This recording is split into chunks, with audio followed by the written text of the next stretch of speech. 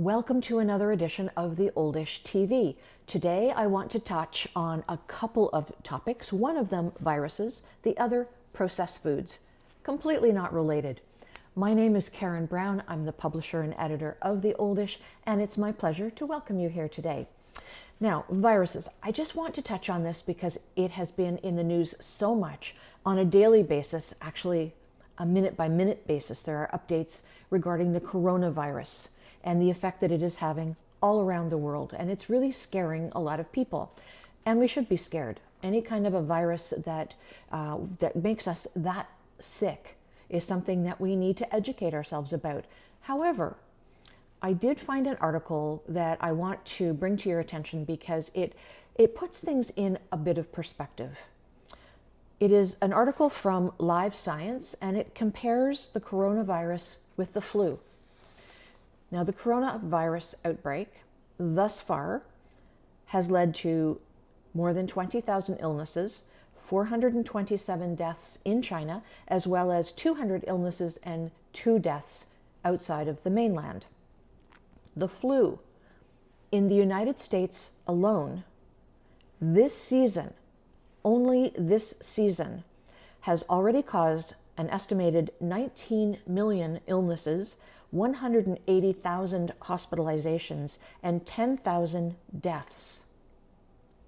Just this season.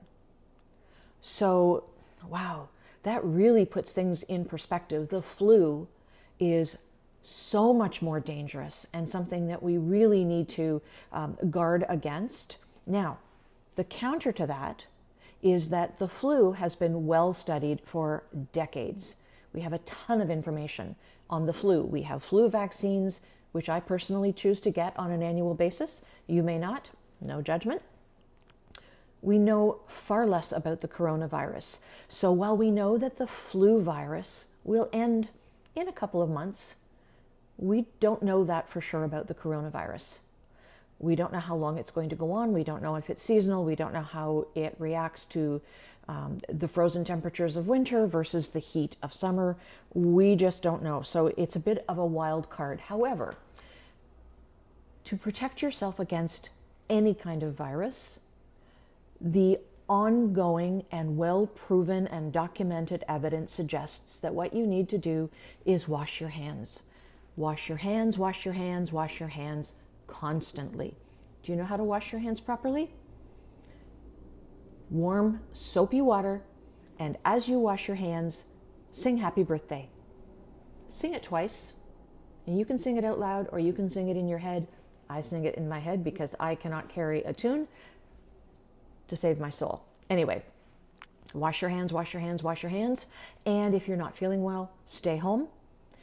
When you're out in a situation with crowds, try to avoid touching a bunch of stuff. It's hard to do when you're in the grocery store shopping, but what you really need to train yourself to avoid is touching your own orifices. When you're out and about, keep your hands away from your eyes, your nose, your mouth, your ears, open wounds, any of that kind of thing. And as soon as you get home, wash your hands and sing that happy birthday song twice. Okay, that is our take on the comparison of coronavirus and flu. Let me get on to this article about processed foods. Now, you know, we talk a lot about eating healthy here at the Oldish, and it is well proven that diets like the Mediterranean diet and the DASH diet are far better for your health. They tend not to clog your arteries. They have a positive effect on diabetes and the development of diabetes. There are impacts on cancer. There are even some connections to the development of dementia. So what we eat is so very important, but the food that we eat has changed so very much over the decades. And when I found this article about processed foods, I really wanted to share it with you because there's a lot that I didn't know. You know, first of all, processed foods are defined as any food that has been deliberately changed from its natural state before we consume it. There is a classification system that I didn't know anything about. It's called NOVA. It was developed by an international panel of food scientists, and it categorizes food to the extent of how much it has been processed rather than in terms of its nutrient value. NOVA is the name of that system, so you can look that up. Are you a label reader? I am not as much of a label reader as I should be, but this article is convincing me that I really do need to read labels a good deal more than I do now when I'm in the food store. Take some time. You know, there are things like granola bars, sports drinks, flavored waters, smoothies, protein bars. We all think of those things as kind of healthy. And in some cases, some go-to foods that we can grab when we're busy and on the go.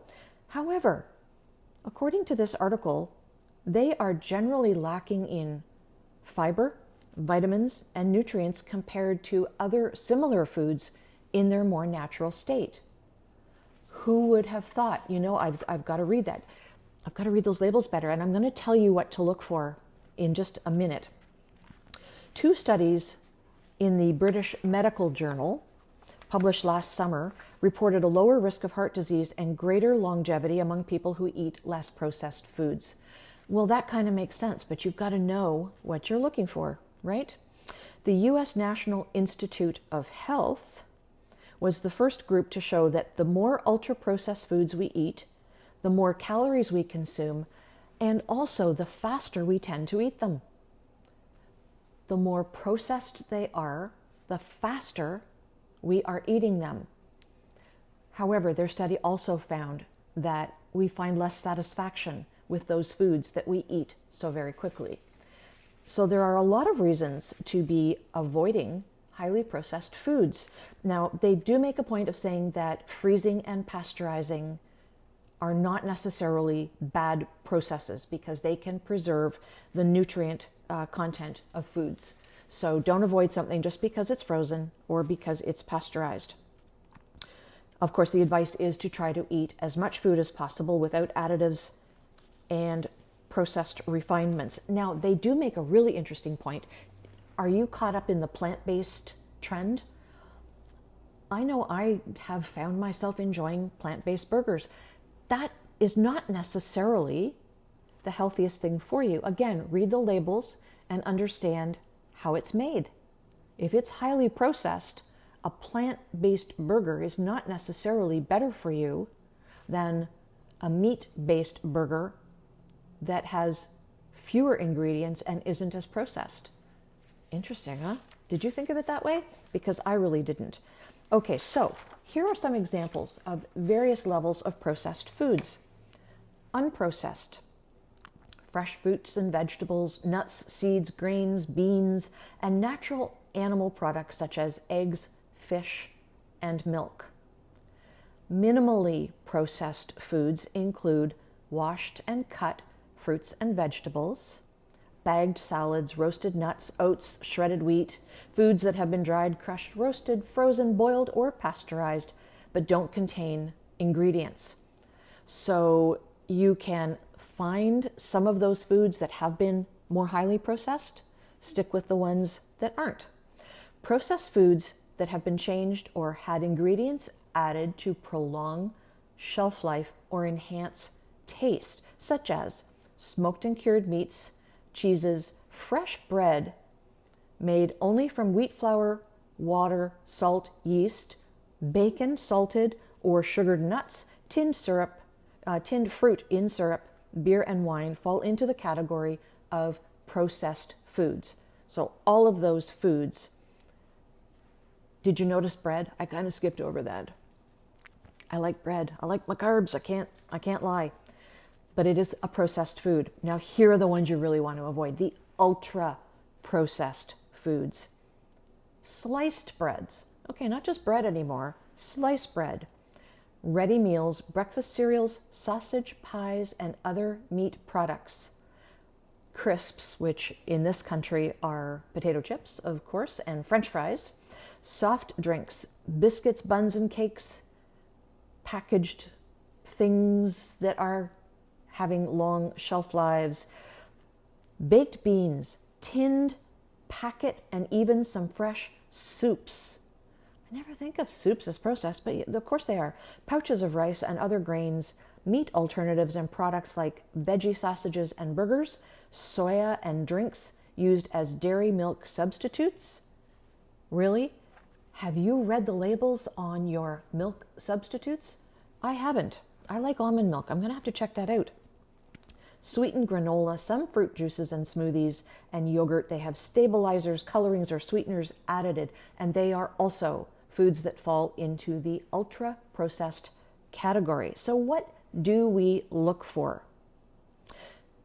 What you want to train yourself to understand are flashing lights for you to avoid, are products that have more than 5 ingredients. That's pretty simple, right? If you look on the back of the package and there's a whole paragraph, put it back on the shelf. Substances directly extracted from food. Okay, you want the real food, not the extracts of the food. Additives, so a food label identifying a bunch of classes of additives, flavors, flavor enhancers, colors, emulsifiers, emulsifying salts, artificial sweeteners, thickeners, and anti-foaming, bulking, carbonated, foaming, gelling, and glazing agents. This is a little frightening. What are they doing to our food? Substances derived from the processing of food constituents. So maltodextrin, dextrose, lactose, invert sugar, fruit juice concentrates, and high fructose corn syrup. Avoid those. Sweeteners, including aspartame, cyclamate, or compounds derived from stevia. So notice it doesn't say stevia, it says compounds derived from stevia. Whew, that's good because I got stevia in my cupboard. Protein sources, soy protein isolate, gluten, casein wheat protein, and mechanically separated meat. What on earth is mechanically separated meat? I'm going to have to look that one up. Modified oils. These are things you're avoiding, remember. Modified oils, hydrogenated or interesterified oils. Interesterified oils. Preservatives, including ascorbic acid, sodium benzoate, potassium sorbate. Emulsifiers. They are designed to prevent the separation of liquids and solids, and they include soy lecithin and monoglycerides. Avoid.